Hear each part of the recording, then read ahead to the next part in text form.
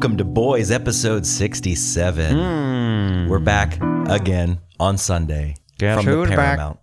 Back again.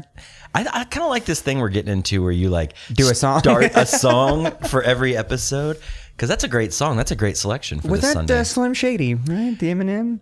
Guess who's back? Guess who's back? Guess but who's wasn't that back? his first? Guess who's back? Well, Guess who's back? it wouldn't be his first because he wouldn't be back. That's the real Slim Shady.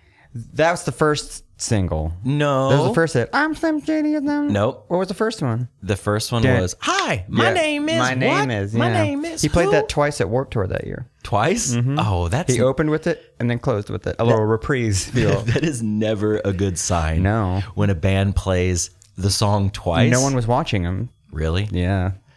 He hadn't hit yet. He was on Van's Warped Tour in 1999. I saw Eminem at Van's Warped Tour in Dallas. Did we go to that together, or did you see him somewhere else? Did you go to St. Louis? San Antonio. San Antonio. Okay. He was pretty well received from my young memory. Well, it's also in San Dallas. Antonio, Tejas. Right. Not a lot of Yeah. hip hop fans. It would be funny if a band's first single was like, "We're back." Well, like Backstreet Boys. Oh my God, we're back again. That's their first hit. Are you sure? Do you want to know why that is? Why? Because, okay, over in Europe, in the UK, boy bands never died. Like bands like Take That, which featured Robbie Williams, were huge. So Backstreet Boys were fucking huge in the UK. They had a whole album, before their first one that hit big in America. Okay. So, oh my God, we're back again. Everyone's like, what? You just got here, guys. Yeah, you just got here. Oh, you're back from England. You're back from there. Where you went to tour. Okay. And now we know about you. Like being big in Japan, boy bands were big in England. You know, boy bands, the whole idea of a boy band. Boys bands? A boys band. Yeah. The whole idea of a boy band has always been something very interesting to me. Sure. And same with, I guess, like a girl band. Like a Spice Girls? Spice Girls, Pussycat Dolls, something like that. SWV. I'm just going like 1990s. Now, Would you consider Pussycat Dolls a girl band? Or did they actually sing? Because they were like dancers, right? they have songs. They have albums out. Okay. You never heard that? Baby, I'm worth it. Baby, I'm worth it. No. Heard that yesterday. What a classic piece of shit. It's terrible. It's terrible. Yeah. And I love pop music. But I'm sure they're not artists anymore. Yeah. Artists. Oh, yeah, they are. Oh, Pussycat yeah. Dolls are still putting out They're joints? They're still pussing around. Okay. Wasn't there a Pussycat Doll who made it famous on her own? Well, I don't know. She broke from the Pussycat Dolls. Is it like a superhero team where they come and go, but it's still the team? Yeah, it's the after all? Avengers, but you know, Spider-Man can go do his thing, and Iron Man can go do his thing. Right. And Rockman. Rockman. Hulkman. The Hulkman. Thorman. The Hulkster. Yeah, boy bands and girl bands have always been a weird thing to me because, okay, like I don't know if I consider SWV and I guess En Vogue was a girl band. Well, SWV was 3. They were sisters with voices, which is funny. I never really thought about... Wait. Sisters or sistas? They're sisters with voices. So they're not related. I never realized it when I was younger until I heard someone talk about it on a podcast, SWV, and the girl pronounced it that way. She goes, sisters with voices. And it's like, NWA... SWV. In words with attitudes. Right. Like, Neighbors. that was their way of like... Neighbors. Yeah.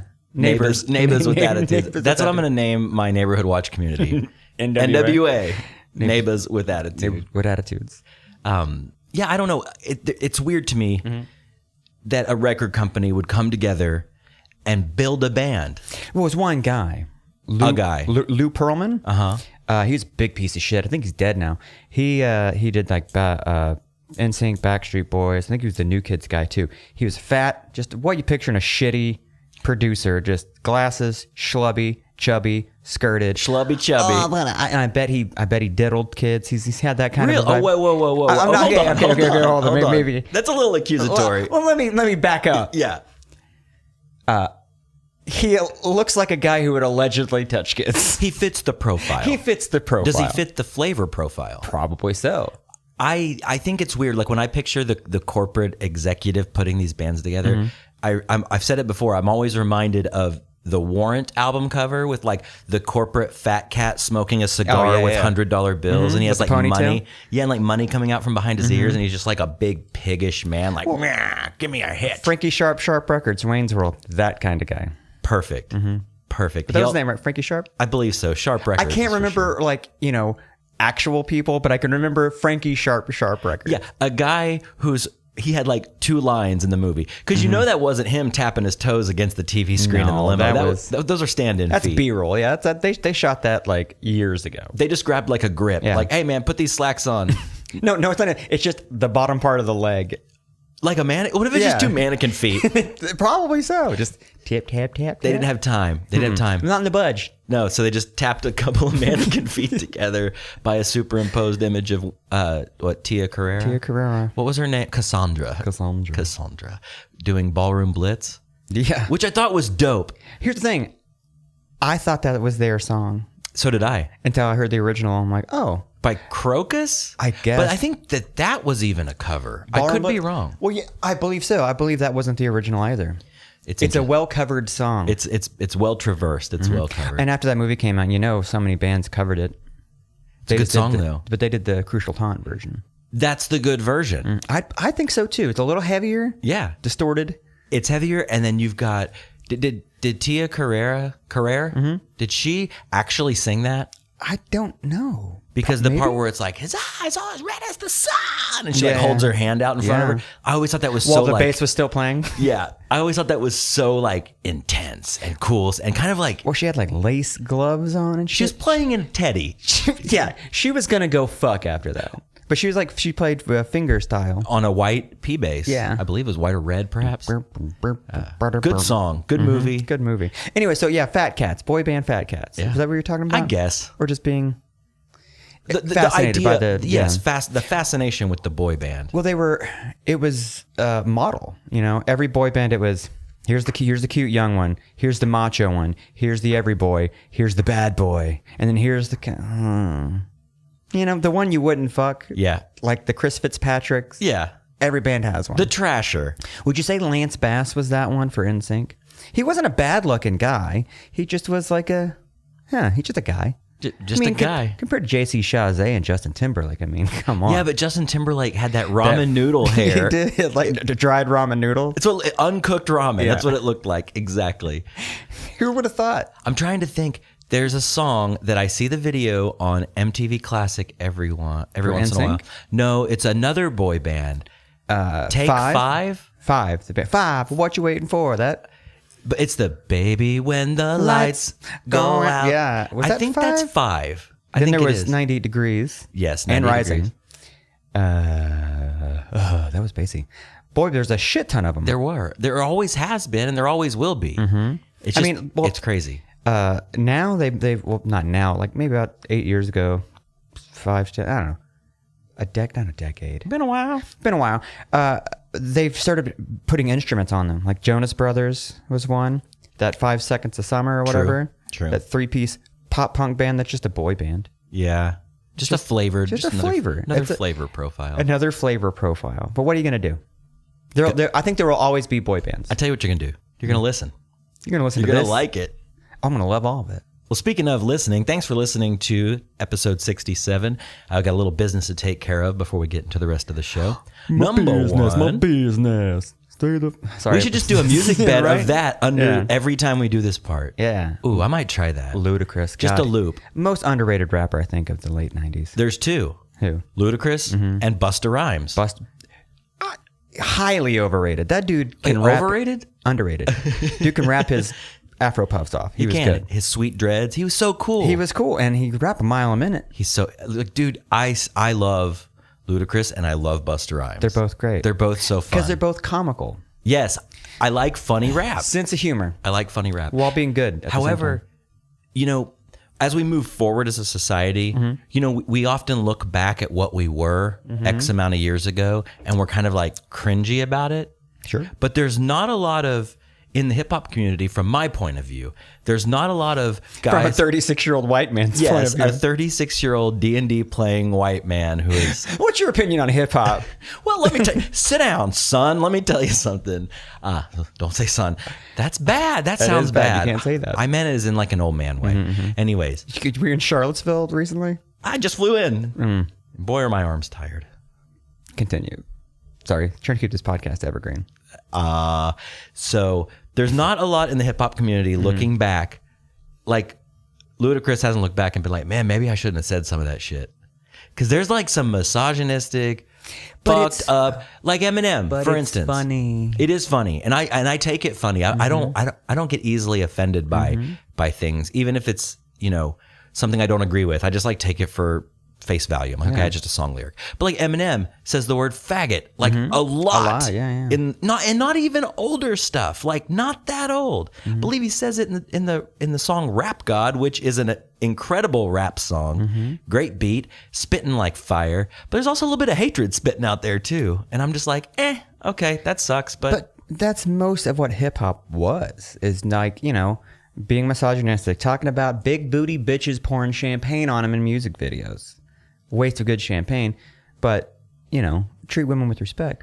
Like, didn't Jay-Z just have a song that's all about like put women up on a pedestal, like treat women with respect? And then you got movies talking about like there is the occasional I got 99 problems redemption song. Yeah. But yeah, it's still and rock music's the same way. I mean, it's a lot of music. Girls.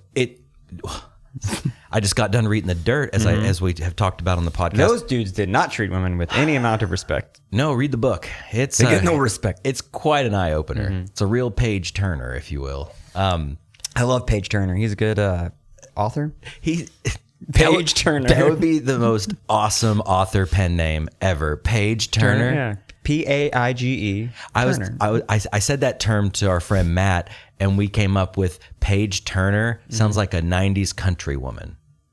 It does. Like on tour with Clint Black and Alan Jackson. We got out of Tulsa, Oklahoma, Paige Turner coming up singing her new song. Yeah, that's cover good. to cover. Paige Turner. Paige Turner, cover to cover, and it's a cover album. She does Shania Twain. She, that's fucking genius. TM, don't fucking steal that. No, that's ours. Okay, speaking of boy band Fat Cats, let's just mold and create that.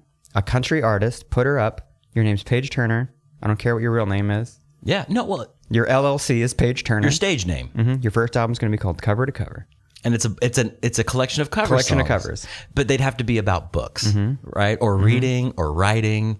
There'd have to be a theme there. A theme, yeah. Yeah. And just see if anybody catches on to what it is. I bet it wouldn't take long. Every LP, it's going to be vinyl. It's going to look like a book. And it'll open up like a book. I mean, I guess vinyl does that anyway. Anyways. boyspodcast.com, a hub of all things boys. There you can find links to our Facebook, Instagram, and Twitter. Spend a little time there. Go download the new episodes. They're coming out every Friday morning. On Twitter. Boys Podcast. We're available on iTunes, Stitcher, SoundCloud, anywhere you get your podcasts, wherever you listen to them. Had a buddy of mine recently go like, hey, let's see if you can figure out who it was. Okay. Where do you get your podcast from? I'm going to guess that's Stew Dog. It is Stew Dog. All right. He downloads it. I think we mentioned Stew Dog on every episode. He does the iPod app, or the podcast app on Apple, which downloads it to your phone, which takes up space. It's like, fuck that. Do Stitcher. It goes to a cloud, and it just downloads it there. Stream it. Stream that shit. Mine auto downloads. Anyways, rate, review, subscribe, share, all that good stuff. Tell a friend. Tell a friend. We appreciate it. Phone a friend. Super appreciated. Also, you can email us at boys@boyspodcast.com. Now, I want to try a little incentive program here, if you will. Okay. So you email us at boys@boyspodcast.com. Give us a little question, a little advice, a little, criticisms, feedback, concerns, comments. And we'll include your address in the email, and we'll send your physical address. Yes, not your email address, your physical address. And we will send you some stickers as a way to say thank you for listening and thanks for contributing to the show. Yeah. So do that. boys@boyspodcast.com. Little something for you. Thanks to our sponsors, the Paramount Theater, where we are currently sitting. Lost Ogle, Anthem Brewing, anthembrewing.com. Great beers. As the summer's coming to a close, you need to get to that tap room, get yourself some drinks. Go to a liquor store, buy a 6er, a 4-pack, a whatever. Just get drunk at a public park. Anthem Brewing. Get drunk at a public park. Don't share it with the kids. Don't share it with the kids. Just bring an ice chest. Have a time. Fat Bison. Good man. Good man. Good. Sorry I'm interrupting. I'm so excited about Fat Bison. John Goodman. Back on Roseanne. That rhyme. See, I'm the rapper. Yeah, you are. Throw some misogyny in there. Come on. Women be shopping. At fatbison.com. Fatbison.com. Women, they should. They should. Check it out. It's our friend Matt, like we've mentioned many times before. He makes these beautiful hand-carved wooden signs. He's a craftsman. And now he's moving into furniture, and he makes some really amazing stuff. Check him out at fatbison.com for all of your wood needs. And speaking of wood, would you like to laugh? OKC Comedy. OKCcomedy.com. I thought you were going to go into who OKC Comedy is bringing, Mr. Hacksaw Jim Duggan. Damn it! Speaking of wood, got any 2x4s laying around? There we go. Bring them down to the ACM at UCO Performance Lab. See, now you're rhyming. To check out Hacksaw Jim Duggan, Friday, October 27th, 2017. Now, this really doesn't have anything to do with OKC Comedy. I don't know if they're a part of it. They might have something going on adjacent. Blue Whale Comedy Festival is coming to Tulsa. This is just me just throwing that out there. Free plug. September 7th and 8th, I believe. But you got the Sklar brothers. Kyle Kinane, who is my favorite comedian.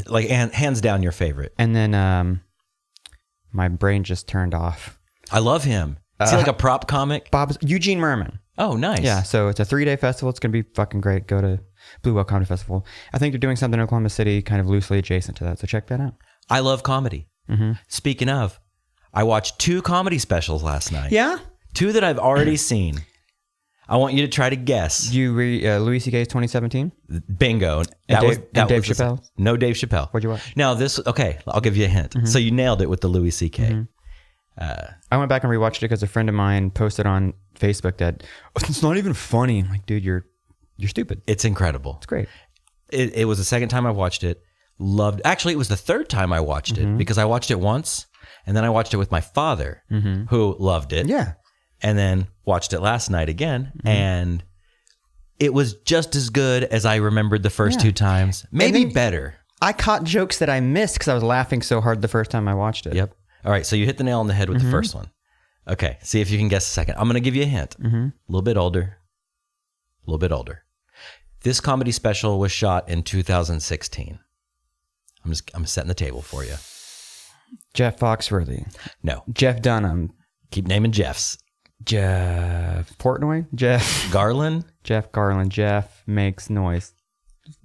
Former guest. Jeff No, I said Jeff Dunham. No. Okay, get away from the Jeffs. Jim Jeffries. No. I don't know who. Cat Williams.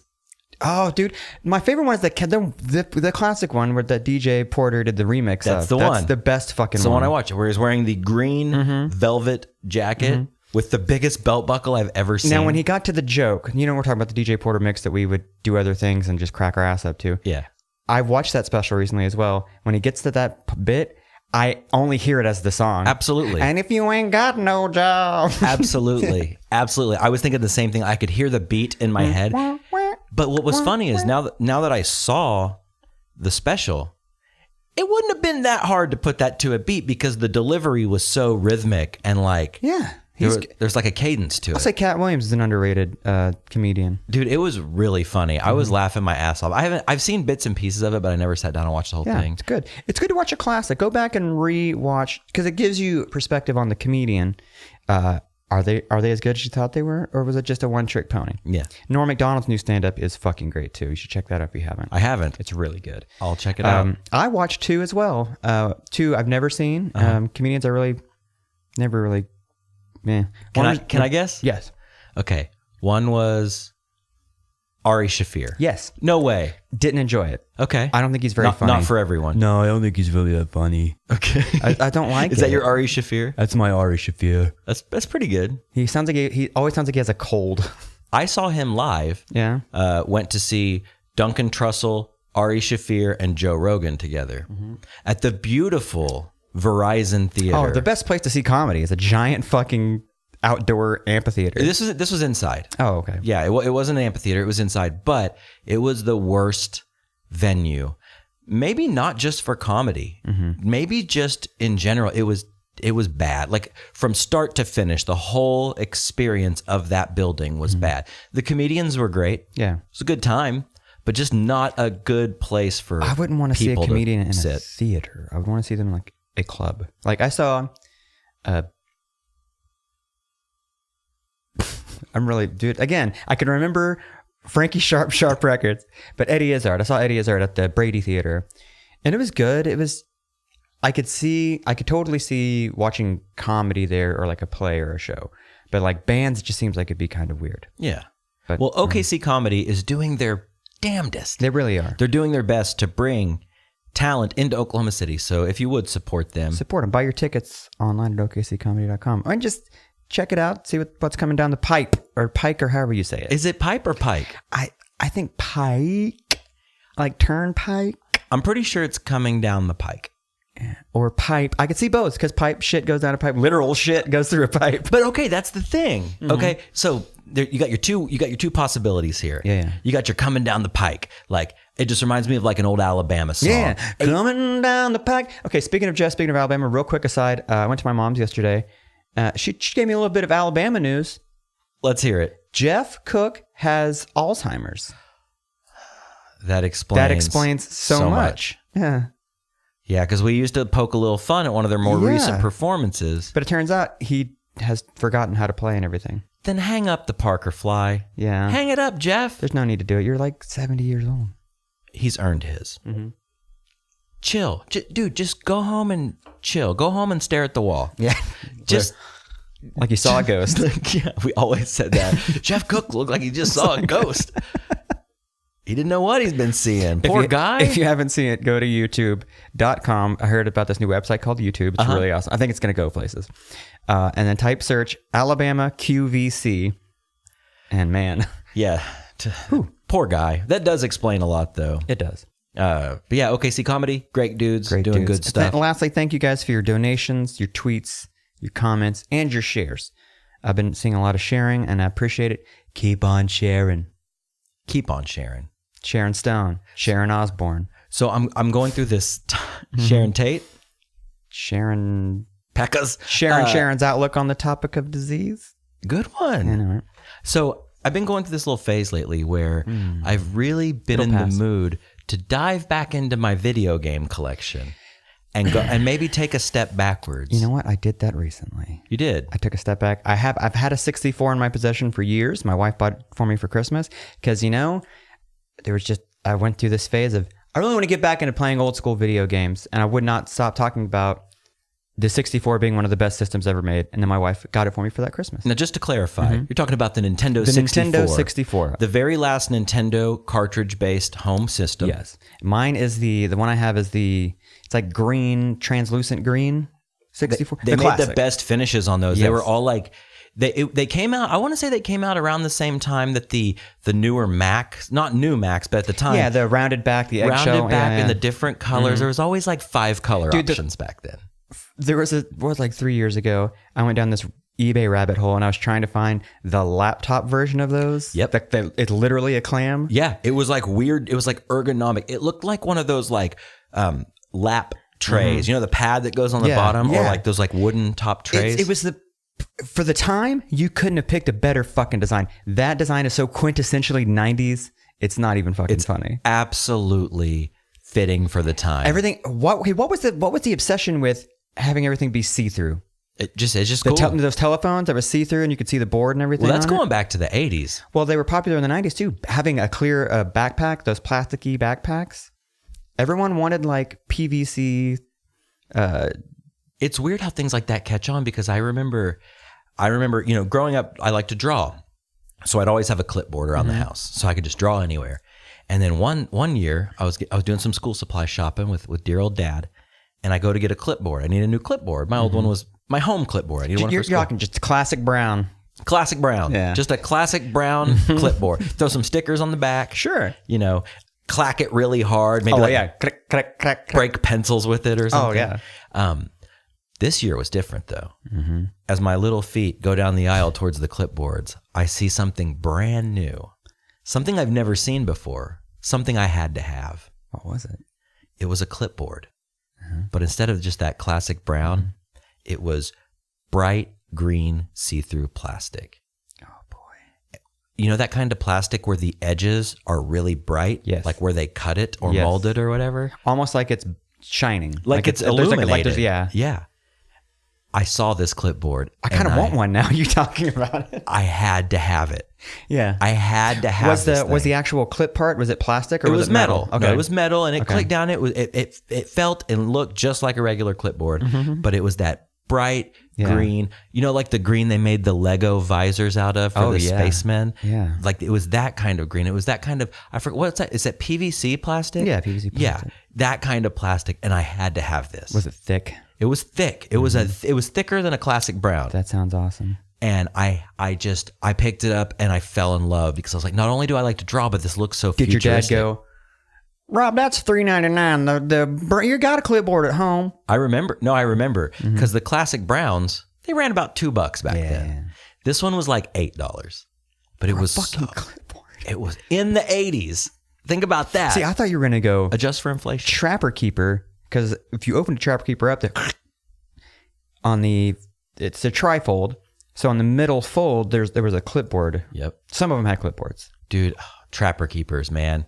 Speaking of school supplies, one of my favorite things was to get a Trapper Keeper. I didn't get a new one every year. No, yeah. I actually would use them for a couple years, but then I get to go get a new one. Yeah. And, you know, all the cheesy 80s over-the-top designs. Dude, my favorite one I had, two favorites. The Surfer, the one that had the surfer on it. Riding the shark. Yeah. Yep. And then dinosaurs. I had this really badass Trapper Keeper that had dinosaurs on it. And they were like, it wasn't like cartoony, crazy dinosaurs, like a Denver the Last. It was like an actual, like, artistry. Like a painting? Like a painting of dinosaurs. I fucking loved it. Realistic dinosaurs. Realistic dinosaurs. Oh, man. I remember I love that band. I remember the shark, or the surfer holding the shark fin. Mm-hmm. Matt Street has one of those. Oh. He bought it on eBay. Mm-hmm. Got it on eBay for like his little hall of nostalgia that he's building. Yeah? And but my favorites go back in time a few years when I was a little too young to maybe have a Trapper Keeper. Yeah. But the big ones were like the Trapper Keeper brand, but all they had on them were like super 80s, like geometric shapes. Yeah, I always say it, the Saved by the Bell intro. Like, yes, but a lot of them looked more like airbrushed and like realistic, like there'd be chrome and lights. Do you remember that kind of style? Yeah, and it's almost three-dimensional looking. Yeah, very three-dimensional, yeah. and very like hyper realistic, globular kind of. There'd be like a triangle, like a pyramid, and there'd be like a grid, and then like a ball, and then 80s really liked grid systems. Loved it, loved grids. It's like grids have existed forever. Right, put it on a grid and then slap some shit on top of it, almost as if. Because, you know, when you draw things, you usually use graph paper or grid paper, or even your software you're going to use is going to be grid, so you can fit it all on a thing. It's like they did it, and the fat cat just goes, yeah, put that on there. Then they didn't take the grid out. They just left the grid on. The grid was just to line all the shapes up. And the guy's like, I'm going to take the grid out. I didn't do that. No, leave it. The kids will love it. And then next thing you know, grids everywhere. I just imagine in the 80s, you got Frankie Sharp walking into the Trapper Keeper studios. This guy is multifaceted. He's got his hands in boy bands. Trapper Keeper art. Clipboard design. But I see like he walks in, like the artist is hard at work, like on his like drawing desk, you know, like before computers were big. He's like drafting out this beautiful airbrush drawing of these geometric shapes. And, you know, he's got his grid in there to keep everything separated and lined up. And like Frankie Sharp. You got to keep them separated, Rob. Frankie Sharp walks up and he just goes, nice grid. I like it. And then when he leaves, they're all like, you got to keep the grid. You got to keep the grid. Keep the grid. Nice grid. Keep Frankie happy. Keep Frankie happy. So he can go to Hollywood. Okay, so going on. Let's take it back to the N64. Okay, so I've had the 64 forever. I've kept it in a bag, like those reusable grocery bags. Sure. Because I was taking it to and fro to like the speakeasy and we'd play after work or something. And I carry bag. I haven't taken it out of that fucking carry bag. And I was cleaning the head, like a deep clean, going to the bedroom, like, let's get some of this shit. Let's organize some stuff. And I found that bag sitting like behind the TV where you would never fucking check. So I whip it out, my dick, and then I get the 64 out. Just had to air it out. Real quick. I dusted it off and I plugged everything up. And it sat there for like a week.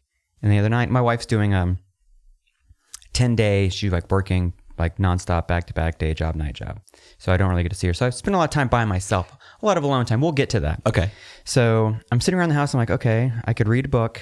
I can go to the jam room. Or I can go upstairs to power on that 64 sweetness. And I did. Guess what game I grabbed?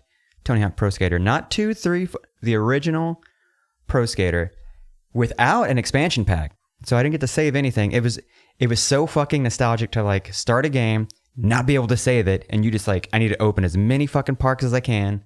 Need to get all the tapes. Need to score the highest score. It was really awesome. Gotta unlock Here's everything. the thing, though. I did something I didn't do when I was younger and played the game. When I was younger, as soon as I unlocked a place, I'd immediately go skate it. Oh, okay. So, and then I would just try to unlock the next one and go to that one. This one, you start out in the hangar, get everything in that hangar, then I move on. Except, I forgot how to open the gate when you're on that half pipe in the hangar. That gate opens, and I couldn't remember how to open that gate. Pull up forums, like, hey, how do you open that gate in Tony Hawk? And they're talking about like Pro Skater 9 or whatever the fuck is out now. It was really nice, nostalgic. I opened up a lot of levels, and then I realized I can't save this shit. Oh, that was fun. Just power it down, put it back up, dust yourself off, and try again. Dust it off. Save it for next time. Yeah. There's two kinds of gamers, and I think that I'm in the other category. When I was a kid, when I unlocked that next level, I wouldn't go to it until I conquered everything on the first level. I couldn't. And it still plagues me to this day. Like, I love the game Skyrim. Great modern game. I spend so much time on the side quests and doing everything to completion that I progress through the game so slowly. That bleeds into your real life too, though. You're that kind of a guy. Am I? You like to keep everything kind of set. You want everything. Has to be good before I go do this other thing. You know? Yeah, maybe you're an organized guy. I am. I like it though. I've recently felt that I'm trying to let myself be a little less organized. Just trying, like if I feel like I'm overdoing it with a detail or organization or something, sometimes I like to kind of just like try to forget about it for a while and then come back to it. Because you know what? Forget it. It's always still going to be there. Yeah.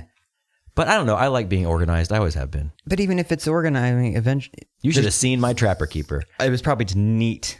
So neat. Not a ding, not a scratch, not a tear. Nope. Nigh a tear. Did you keep all your... Here's one of... Okay. We're talking back to school. We were talking before the show about going to a Target. I absolutely love back to school season. I don't go to school, but I love being around school supplies. I don't know what it is. Like, I love... like the smell of crayons and like looking through like markers, and then that cool clipboards and shit like that. Like, I'd like the design of school shit, and I'd like to see like, what are kids into now? Like, what's the cool thing for kids to have? How have now? things changed? How have things changed? They're going back to that geometric shape grid system thing. Have you noticed that? Yeah, and same with colors. They're going back to like 80s colors. It's not just, I mean, there's definitely a style nowadays. And, you know, that's the interesting thing. You know, last week we were talking about children. One of the joys of parenthood for me, this is coming from a 36-year-old white male, but one of the joys for me would be to live vicariously through the school supply shopping. Oh, yeah. Saying money's not an issue. Because I remember being a kid and being like, yeah, just can't get the box of 64 crayons. Gonna have to go with the Rose Arts. See, I always got Crayola, but it was like the 24 pack and not the 64 pack. Is there nothing sadder than Rose Art? Okay, I think there might be something sadder than that. But close your eyes, go back into that school supply aisle. You're excited. Maybe you have your backpack picked out. You have the things you need. You need the loose leaf paper. You need the box of Kleenex. You do. You need your 3-ring binder. You do. You need 3-ring binder. You might need some folders. Some what are Brad folders. Brad folders. Pocketed Brad folders. Yep. You need a few of those. Pick your favorite colors. It's okay. Dig. Go ahead and dig. And then each one you put like, this one's for English. This one's for science. This one's for... So let's say you take a left and you go down that crayon aisle. The crayon, colored pencil, marker, perhaps the pens and mechanical pencils. You walk up to the crayon section, and there you see the lowly 8-pack. The 8-pack. Who is that for? It's just your primary colors. All right. So here, we're going to play a game. I'm going to write down 1, 2, 3, 4, 5, 6, 7, 8. Let's explore what 8 colors are going to be in your classic 8-pack. Green. Okay, hold on. I'm going to put green at number 3. Blue. Okay, I'm going to put blue at number 2. Red. Okay, this is going to get harder. Yellow. Yellow, yes. Purple. Wait. Okay, we might have run into our first problem. What? We're at 4 already. We have. Can I throw a few in? Yeah. Black. Black, obviously. I'm going to put black at 8. You know what Crayola I always hated? White. I was going to put white at 7. Why? You're not going to see it. You're drawing on white paper. Why have a white Crayola? I could understand. I'm not bringing race involved here, but why have a white Crayola? I totally understand. There's no need for it. It would be different if you could blend crayons. But you can't. Can you blend crayons? No, have you ever tried to blend a crayon? It doesn't work. It gets it smushes, and they don't really blend together. The waxiness of the two colors they don't mix. They just layer. Yeah. Right? Yeah. I guess you could blend with crumble. some clever cross hatching, perhaps. Sure. But who was doing that? When you do this guy here, the side swipe. The side swipe. I call this. You take that finger, you put it on top of the crayon, and then you just do a little back and forth side swipe. Oh, when I learned how to do that, I was like, oh, this is fucking awesome. I did a weird thing when I colored when I was a kid. You can shade easier like that too. Totally, and cover more ground, and keep your crayons sharp. When I was a kid, let's say, okay, look, I'm gonna draw a picture. Okay, this is a duck. Okay, so. Let's say this is a duck. Here's his duck eyes. Here's his duck bill, right? There's this little duck nostrils. Okay, see that duck? Yeah, I see that duck. I'm going to draw this. Hold on. Give me a minute. Hold on. I'm drawing a duck here. Fuck the listener. I'm drawing a duck. I'm drawing a... Okay, so let's say here's this little duck. Wait, ducks don't have ears? Okay, what I would do with my crayon, though... Yeah. First thing I would do, let's say this is a blue crayon. Sure. If this was a visual podcast, this would be riveting. I drew the duck blue because I've never seen a blue duck. Okay, so what I would do before I colored in the blue duck head, I would take my crayon and very sharply outline the edge. Yeah. In blue. Well, because it brings the color out. It does. So I would go all the way around like so, around the bill, up and down towards the bottom. You know what else it did when you do that? You can be a little bit more. You can color more. Bingo. You could go out.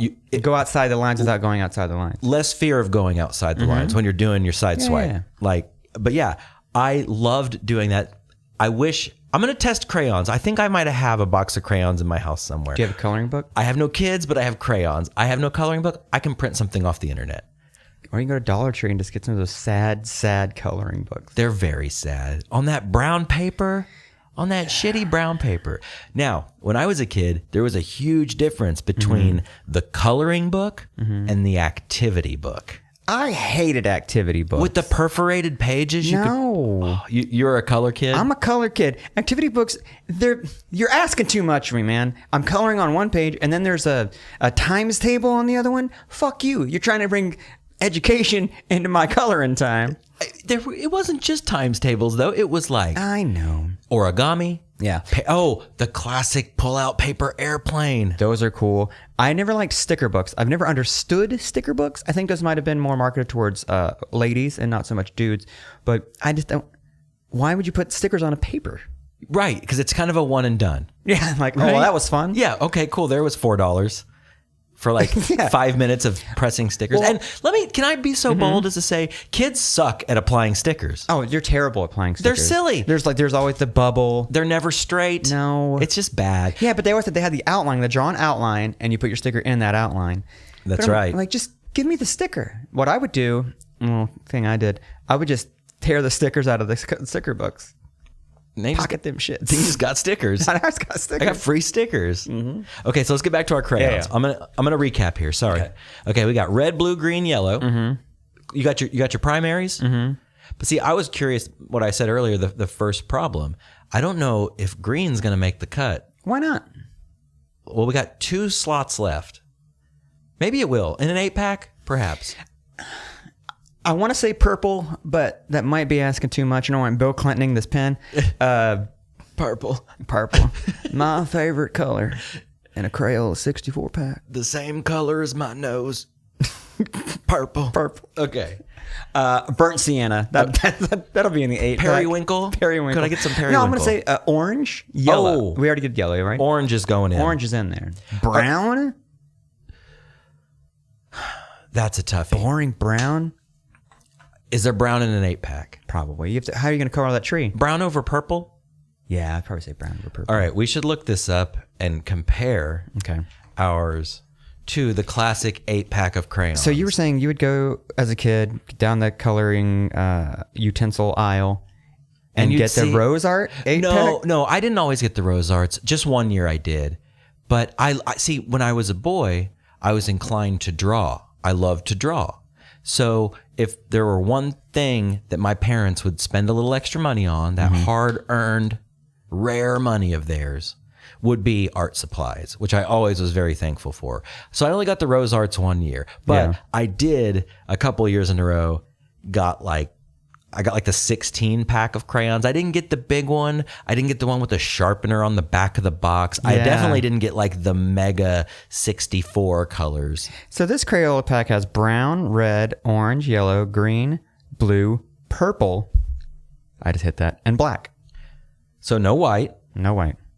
And what? Okay, read that again.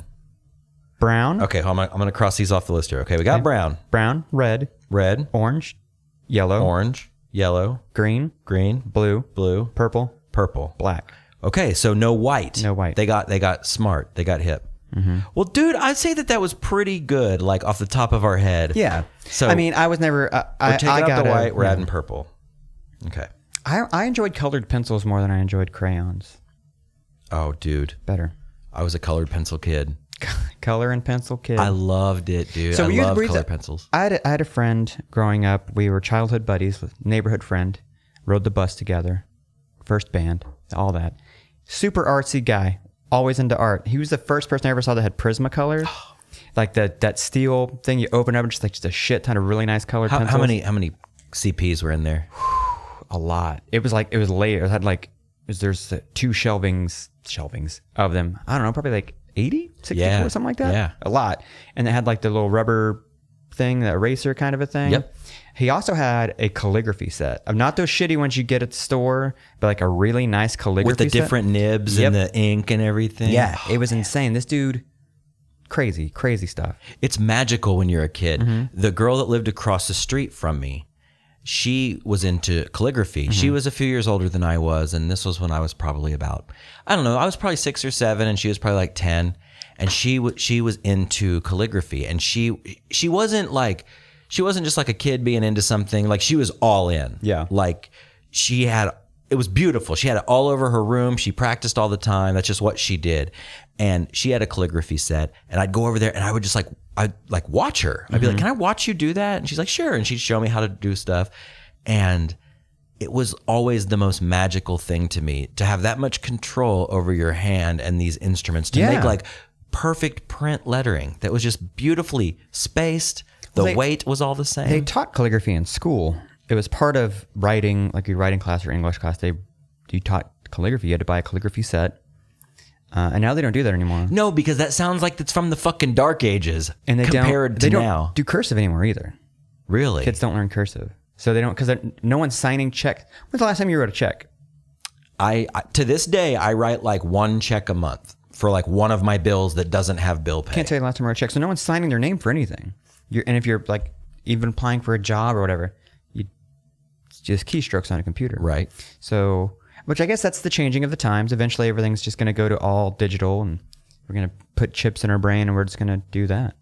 I actually said that term last night. Chips in the brain? Yeah. I went to the Mexican restaurant and I was like, chips in the brain? I was like, I need some chips in the brain. Pass me the queso. Dude, try that next time you're out. It's a winner. Like, as soon as the person comes to the table, hi, can I help you? I need chips in the brain. Bring the chips. I need chips in the brain. Bring the salsa. Oh, I love salsa. Anyways, I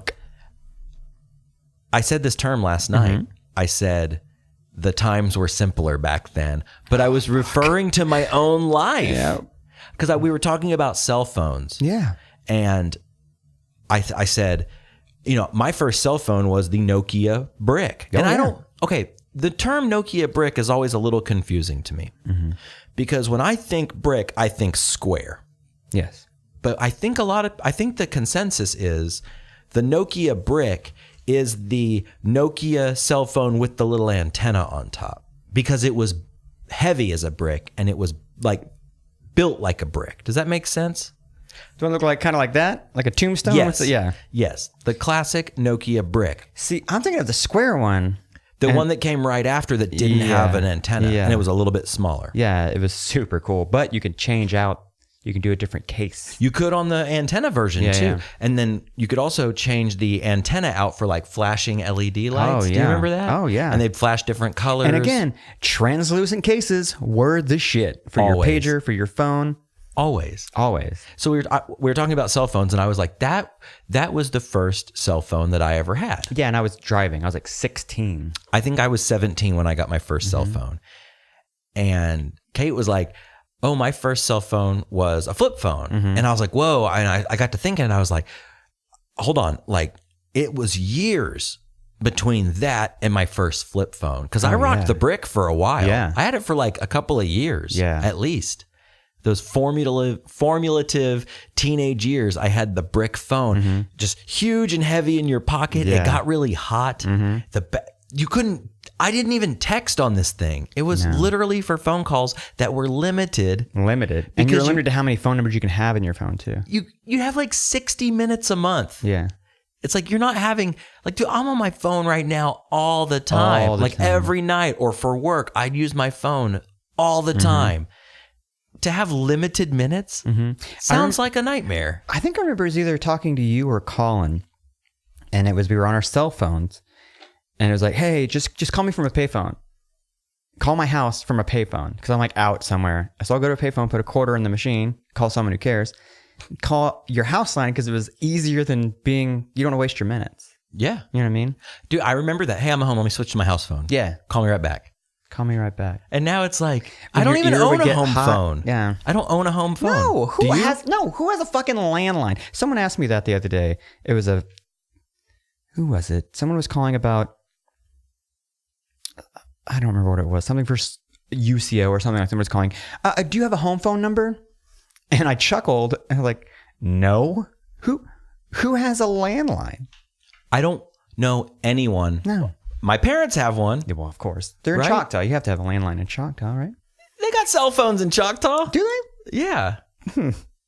Has the cell phone rendered the landline useless for most people? Yeah.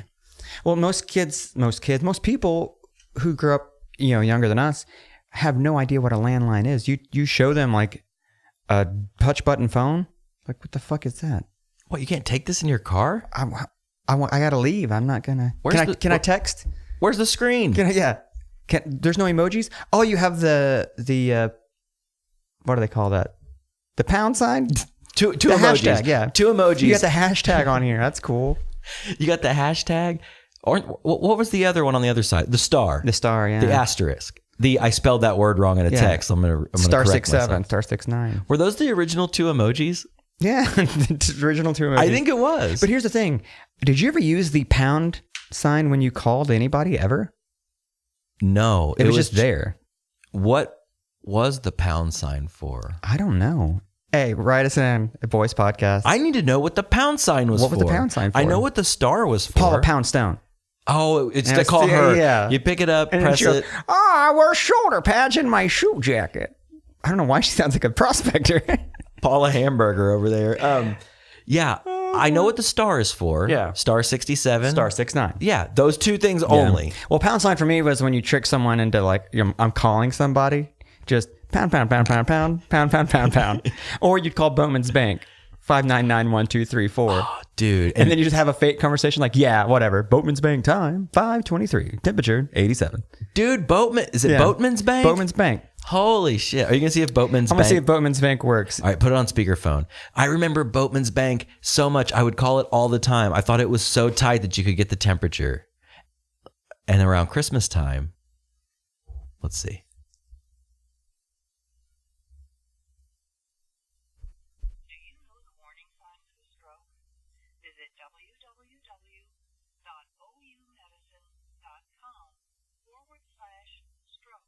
Speed it up. About OU Medical Center's comprehensive stroke center and tips for keeping you and your loved ones alive. What? I don't got all fucking day. 1:46 p.m.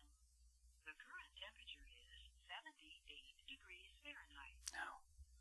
No, I want my Boatman's Bank guy. Yeah. Boatman's Bank time, 5. Yeah, I fucking love that. And there guy. would always be a quick commercial Wouldn't there be a commercial back in the day, or would it go straight to Boatman's Bank time and temperature? It was just Bowman. No, it was. I thought he'd say like a really quick thing. Yeah, like Open a CD now for great investment opportunities. No, that lady was talking Boatman's Bank time. so fucking slow. Yeah. You are wasting my time. Around Christmas time, Santa Claus would be on there. Oh, yeah. And being the Christmas kid that I There'd be am. like there'd be like jingle in the background. Yeah. Ho, ho, ho. Yeah. Boatman's Bank time. 1:30. Temperature. Prospector Santa. 69. Norm Macdonald Santa Claus. I would love the Santa Claus on Boatman's Bank, man. I fucking loved it. Oh, that's a throwback. For sure. So speaking of, to bring it back around, bring it back around. I've been dipping into video games. to my video game collection, which I don't have a huge video game collection. You do too. I have a good collection of systems. Consoles, yeah. Consoles, but I don't have a lot of games for each of those consoles. What I do is, being the nostalgic guy I am, I go back and I'll like, for instance, the PlayStation 1.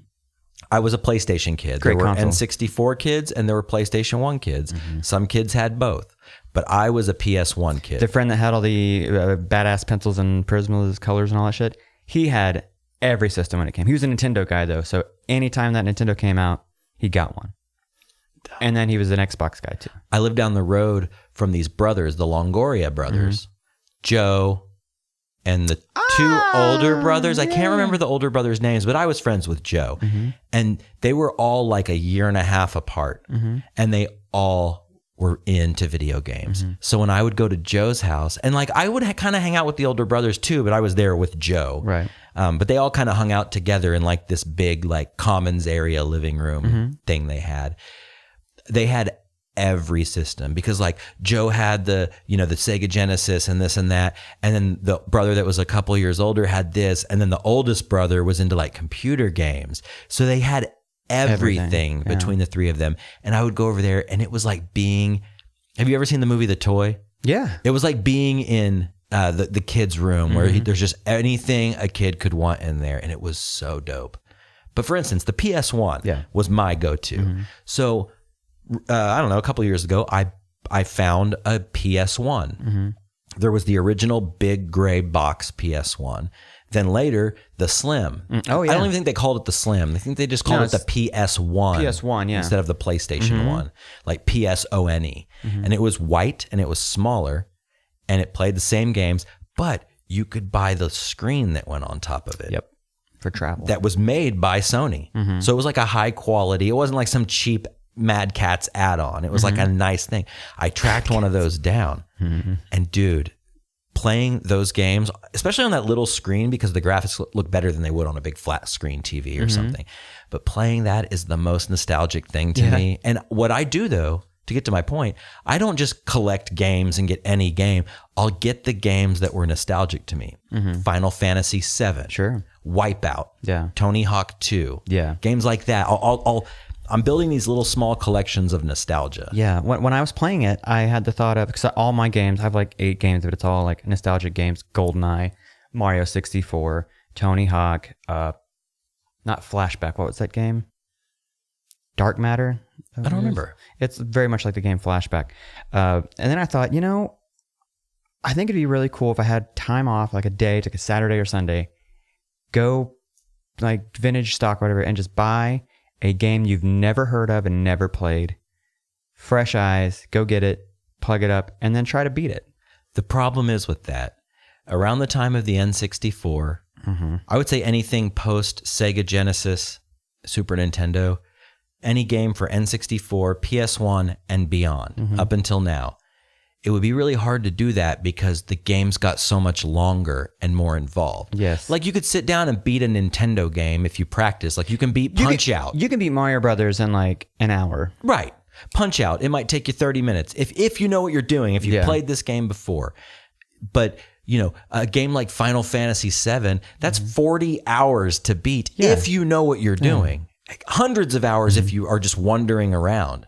So that would be pretty tough. The other thing is, and it still rings true to this day, but especially in the PS1 era, there were so many shitty Oh, yeah. Terrible game. Same with Super Nintendo Sega, Well, but the it thing, really got out of hand. These companies, like not Konami, but video game companies were just spitting out bullshit game after bullshit game just to make revenue. For just titles. Kids will buy it because not a lot of other systems only had like a few games on them. So in order to like beat them, you have to have more titles, and it's just dumb games. They're usually the same game. They just change a character. Like the game Wayne's World. To bring it back around. Wayne Swirled. It was an ice cream game. You got to fill up your tub with... That sounds like the boringest game ever. Like the game McKids. Did you ever play the game McKids? That game sucked. There were a lot of those licensed games were shit. But yeah, it really got out of hand during the PS1 time. Cool spot. Yeah. Yo Noid. Pizza games. There's a lot of pizza games. Oh, but you always got a coupon for pizza, like a personal pan. But the Noid game, I think you got like a personal pan. What? With the game, yeah.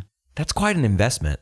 I wonder if Domino's would still honor the Yo Noid coupon from the Nintendo game. I'm just seeing some like neck beard going in with, I've been holding on to this since 1991. I would like my personal pizza, please. Yeah, I was finally in the mood for pizza. I don't know. It'd be interesting.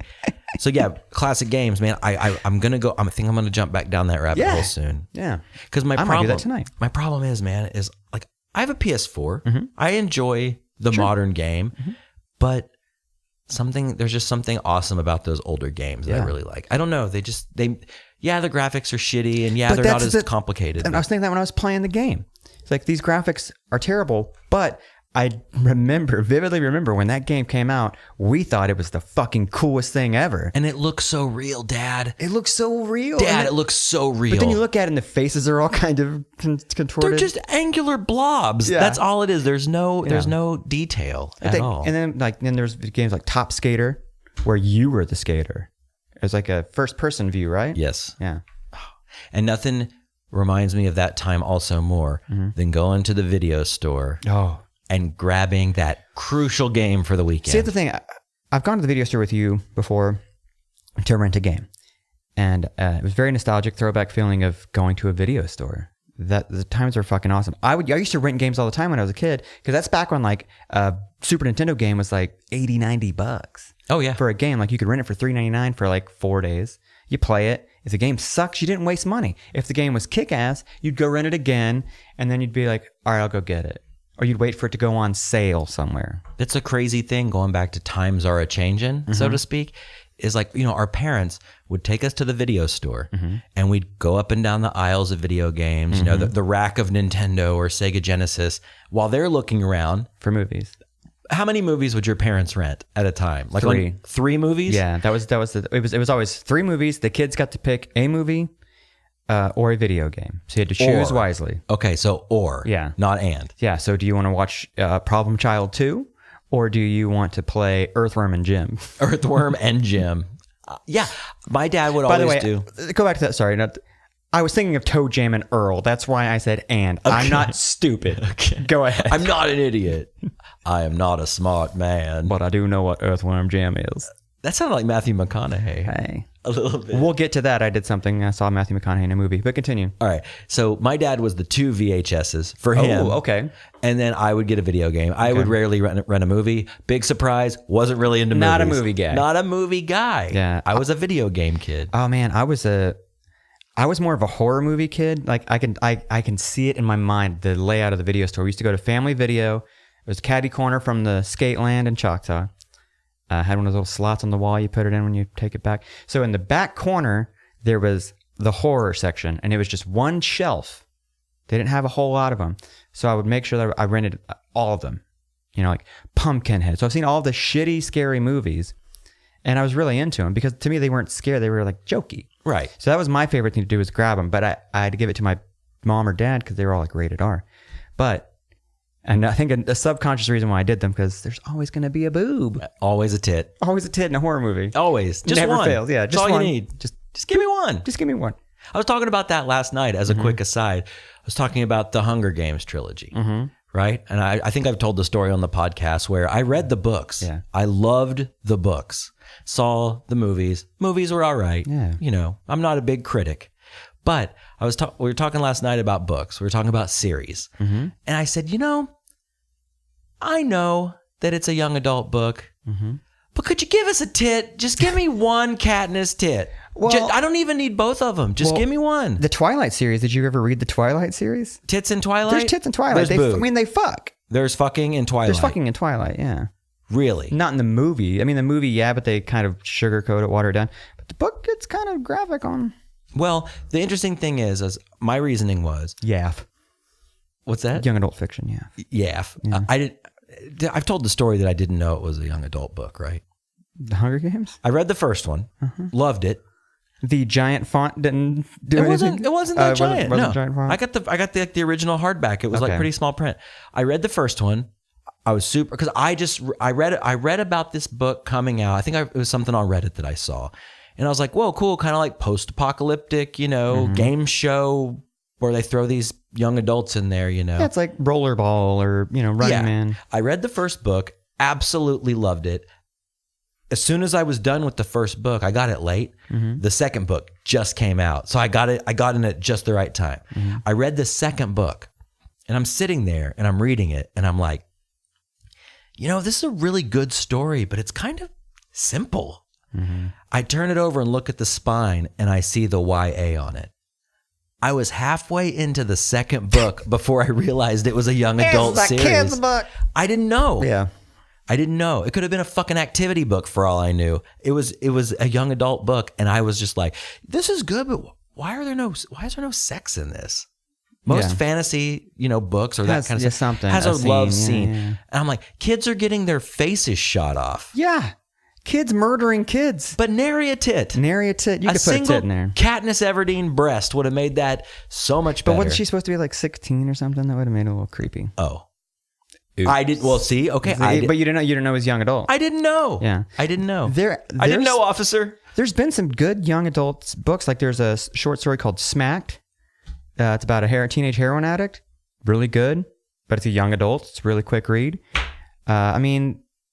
Fucking my brain is insane. You're just I staring- need chips in the brain. I'm just staring you in the eyes like, help me. No, you're looking at me like fucking Jeff Cook.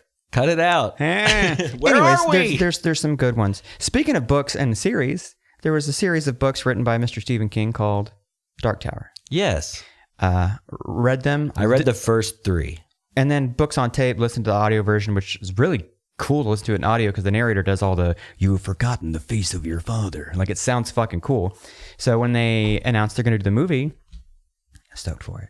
It's been out for a while. When I announced they were doing the movie, I too was excited. I was like, this is going to be Have you seen it tight. yet? No. So my wife's been doing the double duty, working a bunch of jobs. So I've been kind of alone for a while. And I kind of enjoy it. I used to hate going to dinner by myself, like eating anything by myself. Now I look forward to it. You're into it. Every day I'm like, I should hit someone. I'm like, no, fuck this. It's my lunch. This is my time. Having a lot of me time. Really enjoying the me time. So it was raining cats and dogs yesterday. It was. And I woke up thinking, perfect day to go see a movie. So I get some Antigua, a little breakfast by myself. And then I drive to the theater that you said is great. That you tagged on Instagram. I didn't mean to. It auto-tagged it. You pop didn't strikes mean to again. Pop. So I go to this theater. I saw Shanna's comment. Yeah. And I almost replied. Yeah. But being the nice guy that I am, I was like, I'm not going to blow up Josh for tagging it. I didn't tag I'm not it. adding to the tag. I didn't notice until I saw them. Oh, fuck. I thought it was So I go funny. in. There's one car in the parking lot. It's a beat up hatchback. I'm like, this is a teenager that works here. That's a movie store employee car, Yes. if I've ever seen one. Yeah. So I go in. Was it tan? No, it was 3 different colors. It was like an Iron Man. It was like gold, orange. It was crazy. So I get my ticket. I get my $5 bottle of water. And I'm the only person in the entire theater. I go. Did you get and any head? I gave myself head. I go and I sit down. And I'm like, this is fucking awesome. Took a picture, posted it on Instagram. Lights start going down. Some fucking neckbeard walks in on his phone, like diddling, texting or whatever. And then he sits like 3 rows behind me. And I'm just staring at him. And he's walking up and was like, you're ruining this for me. This was supposed to be Mine. mine. I know. But like, and then like my brain just, I don't know, like I said before on the podcast, something about the movie theater always puts me in a weird, like either I'll start thinking about my mortality. I don't know why.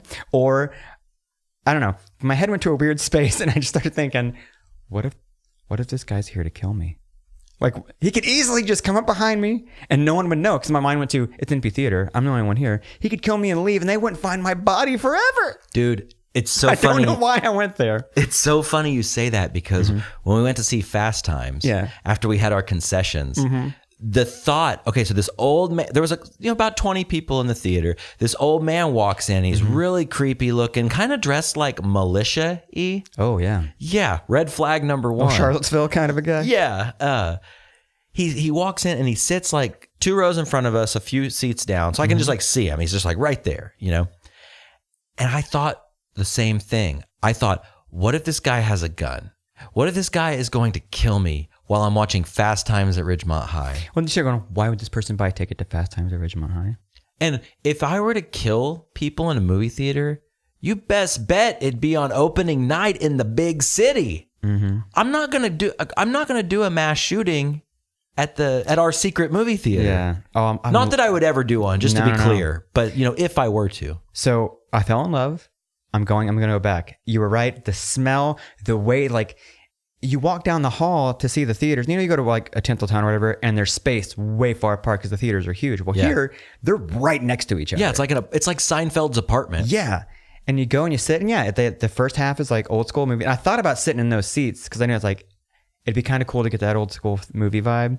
But then I looked at them, I was like, those look uncomfortable as fuck. They're very like hard. They're old. I mean, they're old. Yeah. They don't recline. They're small. I kind of enjoy them, but I do like the fact that they kept the old in the front of each theater, and then they just added on some like stadium seats in the back. So you get to choose your own adventure. You get to choose your view. So I think I'm going to start doing that more. And I noticed they had little signs. They do classic movies too. So they're doing Breakfast Club is one of them. And that would be a good one. There's another one. So yeah, we should do that. Do a field day and go to that theater, that special theater. Our special theater. Yeah. You didn't get any popcorn? No, because I just ate brunch at Antigua. My thought was Tinseltown is $4 matinee. Cheap.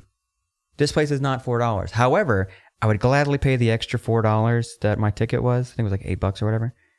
To have your own theater. It's like you rented it out for yourself. That's why when that dude walked in, I'm like, if I was that guy, and because he's coming in late, if I was that guy and I saw one other person, I'm like, you know what? I'll just go to another movie. No, you wouldn't. If you already bought your ticket, bought your popcorn, you're headed down the... He had nothing. He had no beverage. He had no popcorn. You didn't buy anything. Get the fuck out of here. I bought a $5 bottle of Dasani. God, you sound like you should be holding a tiki torch while you're saying all this stuff. No, so I went to my mom's house after that, and I'm drinking this water. My mom was like, "Where'd you get that?" I was like, "Oh, I went to the movies by yourself." Blah blah blah. I had to go down that whole thing, and I was like, "Yeah, guess how much this water cost at the movies? I don't know, $3."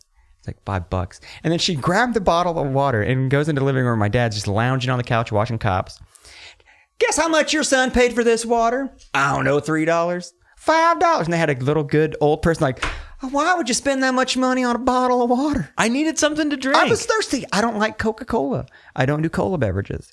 I will spend $5 on a bottle of water. Now, that's a pretty high price for water. If messenger bags, I might just start carrying a messenger bag with me and just putting water in it. I can just see you in the movie theater with a Camelback on, just full of water, just full of cold water. No, back temperatured water. Just warm, lukewarm. Luke water. We used to go, we'd wear like it was in the era when pea coats were really cool, Boondock Saints and shit. Sure. And we would just stuff all of our pockets with beers. And we would just go into movie theaters and crack open beers and then just leave the remnants. Well, of course, because once you're out of the movie theater, nothing can happen. What are they going to do? They're not going to go, those guys drank beer last time they were here. That guy left a bottle of Red Stripe. We don't sell Red Stripe. Oh, Red Stripe in the movie theater. Red Stripe watching Anchorman specifically. Really? Mm-hmm. I can count the number of hands I've drank in a movie theater. Count the number of hands. I can count the number of times I drank in a movie theater on one finger. Mm-hmm. One time. Was it us? No. Are you sure? Yeah. We didn't drink beer when we went to see American Pie? Or was it American Pie 2 that we saw? I don't think so, remember. man. Yeah, I don't think so, I think it was just one time. Where and it was was it? fun. What was it? It was a comedy. It was about 5 years ago. You snuck a beer in? I snuck a flask in with classic. rum, and we ordered a dumped the Coke Coke out? and just dumped a bunch of rum in the Coke, which, whatever. Sure. But I wasn't leaving beers behind like a crazy I know. madman. We were young, dumb, full of cum. I think that might be a good time to end the show. You think so? Yeah. All right. Thank you guys for listening, Yeah. and we'll be back next week. Bye.